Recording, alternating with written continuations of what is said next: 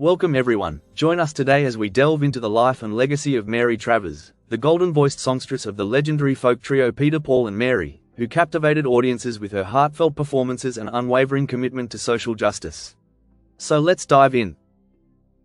Mary Ellen Travers, born November 9, 1936 in Louisville, Kentucky, in the United States of America. She was zodiac sign Scorpio. A native of Louisville, Kentucky, Mary was the daughter of journalists Robert and Virginia, both members of the Newspaper Guild, a trade union. At the age of 2, her family relocated to New York's Greenwich Village, where she grew up. The blend of her parents' careers and the open-minded, free-spirited atmosphere of the neighborhood deeply influenced her views on life, art, and society. As a child, Mary developed a love for American folk music, inspired by artists like the Weavers, Leadbelly, and Woody Guthrie. Mary attended progressive school, Little Red Schoolhouse, where she encountered musical legends like Pete Seeger and Paul Robeson. She became a regular performer at the Sunday afternoon folk music sessions in Washington Square Park, a hub for folk enthusiasts and a cultural landmark in the early 1950s. The park, surrounded by New York University and frequented by artists and iconoclasts, drew young listeners and casual strollers alike. In high school, Mary joined the Song Swappers, an informal chorus that performed twice at Carnegie Hall and collaborated on recordings with Seeger. After leaving school, she balanced music with various jobs, including modeling and working as a sales assistant at the iconic Elaine Starkman boutique on Bleecker Street, before taking on full-time work as a dental technician. Elaine Starkman, later a Soho arts community pioneer, would subsequently design Mary's wedding dress for her marriage to photographer Barry Feinstein. Mary made her professional stage debut in the chorus of Mort Sahl's Broadway show The Next President. Despite her demanding schedule, she continued performing in New York clubs at night and on weekends, nurturing her passion for music. By chance, Albert Grossman, manager of a then-struggling folk singer named Peter Yarrow and future manager of Bob Dylan, was developing plans to create an updated version of the Weavers, tailored to the baby boom generation. His vision was a trio featuring 2 men and a woman with the crossover appeal of the Kingston Trio. While speaking with Grossman at the Folklore Center in Greenwich Village, Yarrow noticed a photograph of Mary Travers on the wall and inquired about her. Learning her name, he sought her out. Peter visited Mary at her McDougal Street apartment, located across from the Gaslight, a prominent folk music club. The two harmonized on "Miner's Lifeguard," a Union song, and quickly realized their voices blended beautifully. To complete the trio, Mary suggested her friend Noel Stookey, who was performing folk music and stand-up comedy at the Gaslight. After 7 months of rehearsals under the guidance of producer and arranger Milt Oken, Peter, Paul and Mary officially came together. Noel Stookey adopted his middle name Paul for the group, as it had a better flow. They began performing in 1961 at iconic Greenwich Village venues like Folk City and the Bitter End. By the following year, they released their self-titled debut album. Lead singles, If I Had a Hammer and Lemon Tree, climbed to number 10 and number 35 on the Billboard Pop Singles chart respectively. Almost instantly, Peter, Paul and Mary became one of the world's most beloved folk groups. Their second album, Moving, in 1963, featured Puff the Magic Dragon, a timeless hit that reached number 2 on the Hot 100, number 1 on Easy Listening, and number 10 on the R&B charts. That same year, next album, In the Wind, included their rendition of Bob Dylan's Blowing in the Wind, selling an astounding 300,000 copies in its first week. Both albums topped the charts for months, solidifying the trio's place in music history. In concert, the group's emotive and direct performances captivated audiences, drawing standing ovations night after night.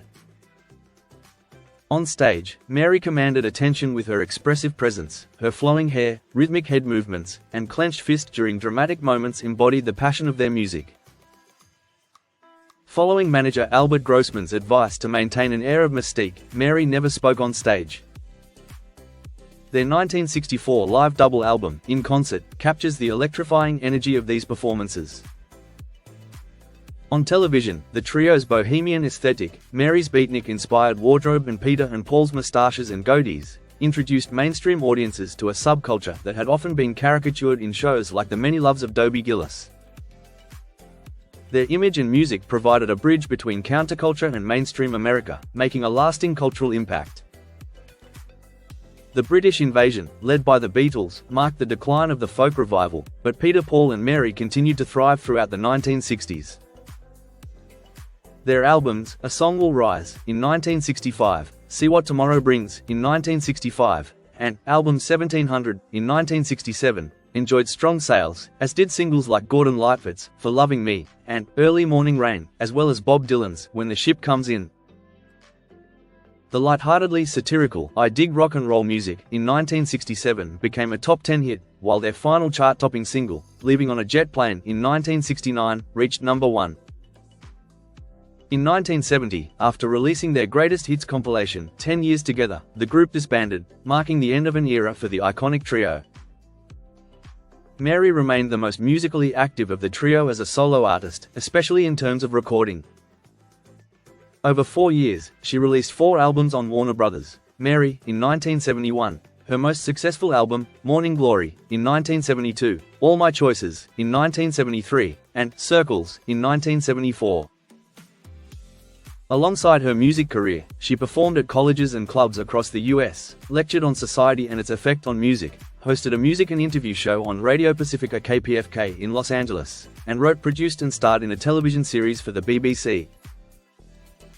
Unlike many 60s musical activists who lost momentum during the 1970s, especially after the Vietnam War ended and President Nixon resigned in 1974, Mary stayed committed and motivated. While creating new music became less of a focus, her passion for activism and other projects never waned.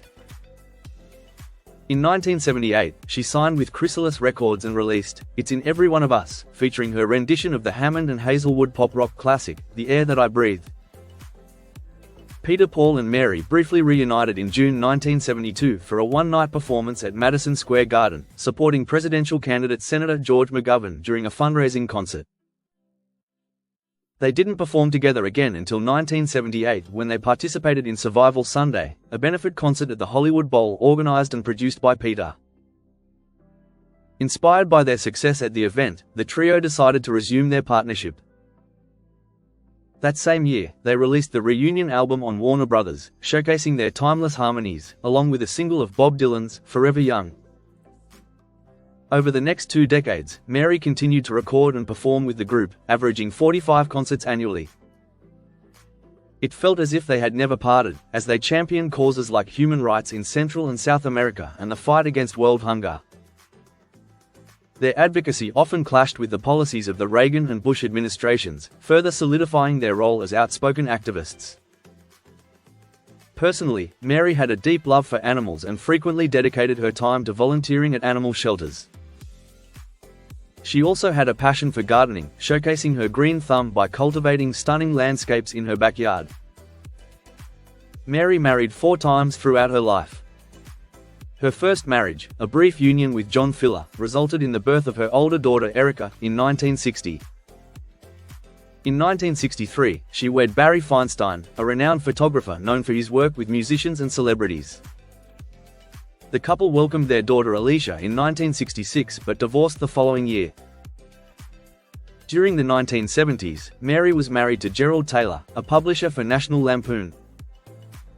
Following that marriage, she had a long-term relationship with lawyer Richard Benveniste while raising her daughters in New York. In 1991, Mary married restaurateur Ethan Robbins and settled with him in the quiet town of Redding, Connecticut, where she spent the rest of her life. In 2004, the music world was deeply shaken by the news that Mary had been diagnosed with leukemia. Although a bone marrow transplant initially brought her into remission, it proved to be temporary. Nevertheless, it allowed Mary to continue performing and recording on a limited scale. Tragically, on September 16, 2009, Mary passed away at the age of 72 at Danbury Hospital in Connecticut due to complications from chemotherapy following a bone marrow transplant she had undergone several years earlier. And there you have it.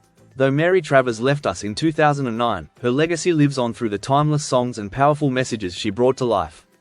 As a voice of her generation, she reminded us that music can be a force for unity, hope, peace and love. Thank you for watching. Don't forget to like and subscribe for more videos just like this. Take care and bye for now.